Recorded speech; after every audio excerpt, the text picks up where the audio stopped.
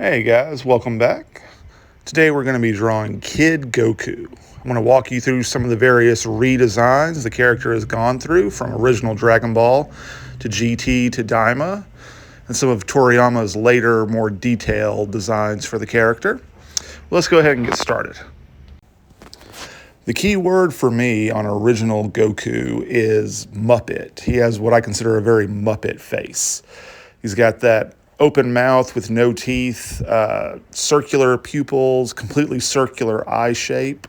The hair is a lot lanker and less designed. It just kind of falls willy-nilly across his face. And the basic shape of the head is kind of what I can call like Wolverine hair. It's flatter on top and more symmetrical on the sides when Goku was first introduced, before it later shifted to the more bumpy on one side and big chunk of hair on the other that you see with later versions. But by the time you get to GT, you incorporate all the design evolutions that Toriyama had done throughout Dragon Ball Z. And so you get a Goku whose pupils are more oblong, the eye shape is more oblong and flat on the bottom. You'll notice he's got a bigger chin than original Goku. If original Goku is more of a Muppet, GT Goku is more of like a squirrel or a cat or something. The design for the hair falls very distinctly across his head. It's got two chunks above each ear, pulling up to not quite exactly like Vegeta's widow peak, but imagine a higher forehead than you're expecting, and have three chunks hanging down over the face, covering the eyebrows. So now I'm going to draw both those faces again, but this time I'm going to hopscotch back and forth so you can really see the difference between the two designs I'm talking about. The ears on GT Goku are bigger, flatter on the bottom. There's that more designed bangs in front of his face element. You got the rounder eyes versus the oblong eyes, the C's on either side versus the flat bottom heading up the top. Kind of the same nose shape, that kind of button nose. You got the Muppet mouth. On GT Goku, you got a more sort of distinguished, heroic style mouth. And then the eyebrows on both are kind of the same. I always don't worry about having the eyebrows and the bangs interact. I just draw them on top of each other and worrying about it when I'm coloring it in later. Here's a 3/4 turn on both to, again, kind of illustrate the difference here. Original Goku is a lot sillier looking. He's essentially no different than a Dr. Slump character. Again, that contrast was what was for sale in early Dragon Ball. You have this really goofy kid-like character who is super dangerous and killing all these monsters everywhere he goes. And again, by the time you get to GT, the influence of Dragon Ball Z had become primary. Even when they did Kid Goku, they couldn't have him be just so ridiculous looking. He had to look cool. As you know, they had already designed the character of Goten. There's some pretty big differences between Goten and Goku's designs. They're pretty subtle, but they're there if you know what to look for. Might do a video on that someday, showing the differences between the two of them. Now, for this next one, I'm going to do a very detailed drawing of Goku's hair. These are the Gokus that Toriyama was drawing for the Daizenshu covers. This is kind of like Chrono Trigger era Toriyama drawing. And the biggest distinction I can take away from this is that essentially Toriyama was drawing Super Saiyan hair on regular Goku. You'll note that the bangs on Goku's face are very similar to his Super Saiyan hairstyle.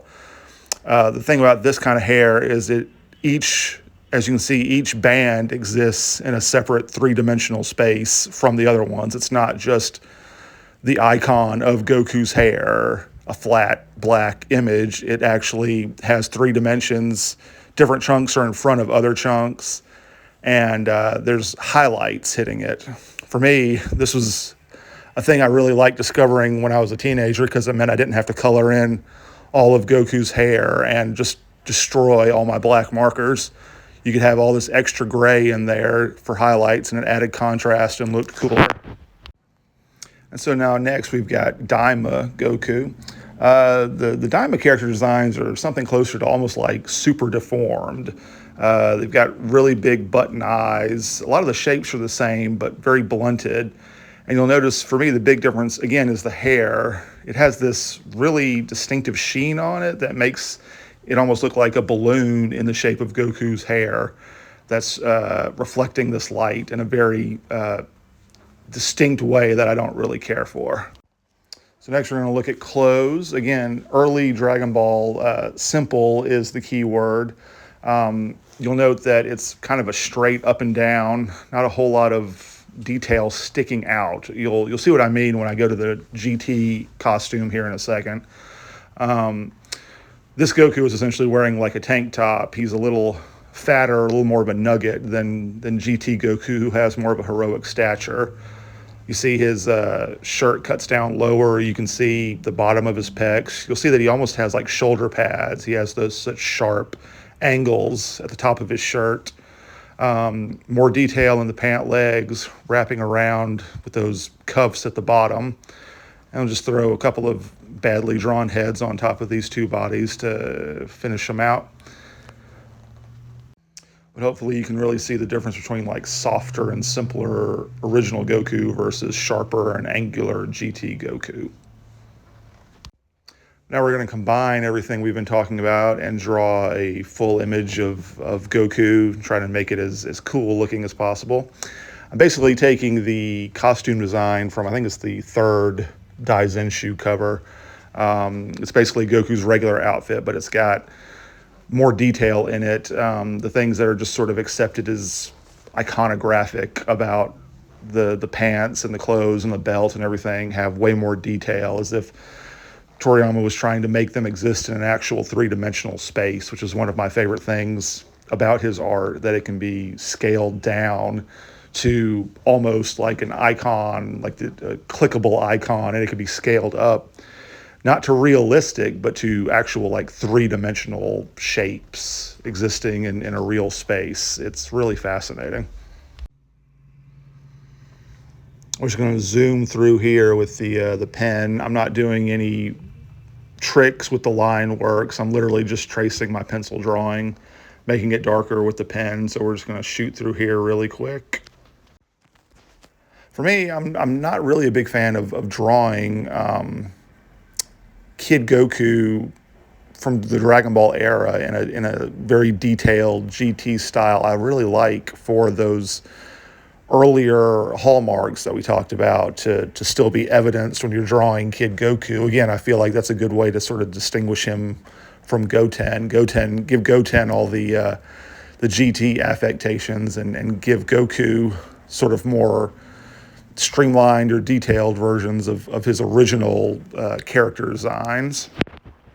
But we're going to keep with the three-dimensional hair. Again, kind of that Super Saiyan Bang approach, where each bang is a separate entity wrapping around Goku's forehead and ears. If you've seen my other tutorial videos, I go into detail in them about my philosophy on shading, about how to wrap shade around a three-dimensional arm and leg at various angles and proportions to, again, the goal is to kind of give it a more three-dimensional shape. Here in the hair, you've got, I always called them striations. I don't know if a better word for it would be fibers, but in the highlighted areas, putting those extra lines in there gives it more texture. I'm a big fan of heavy contrast when I'm coloring. So even though Goku's outfit is orange, I'm specifically using orange and yellow to make it really stand out. The same thing with the skin. I'm using like peach and I think it was burnt sienna to really make the contrast on his tan stand out. When coloring in Toriyama style, you don't generally do a lot of like blurring or shading. It's a very like hard line, like geometric designs that you're using when you're shading, which is, I think, why it stands out to me so much, because I enjoy that, or I understand that more than I do like blurring and standard shading techniques. Just in the home stretch, going through, adding a little more detail, darkening in some spaces. I love, again, those little lines on the rope holding the pole to his back. I love drawing the pole to be a little too long, a little disproportionate for the rest of his body, as if it's meant to be carried by his grandpa Gohan, and he's strapped a grown man's weapon to his back. It just looks better to me than having it be proportional. Same thing with those pants being too tall, so he has to like tie them. They're popping up over his shirt and they're hanging down over his shoes. That just looks good to me. But thanks so much for watching, guys. Let me know what you think. Like and subscribe. If you have any suggestions or anything you want to see next time, let me know. Thanks. Bye.